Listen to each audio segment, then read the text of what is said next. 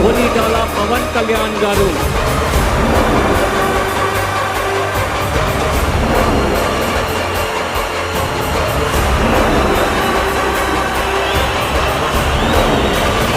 నేను కొనిదల పవన్ కళ్యాణ్ అనే నేను శాసనం ద్వారా నిర్మితమైన భారత రాజ్యాంగం పట్ల నిజమైన విశ్వాసం, విధేయత చూపుతానని, భారతదేశ సార్వభౌమాధికారాన్ని, సమగ్రతని కాపాడుతానని ఆంధ్రప్రదేశ్ రాష్ట్ర మంత్రిగా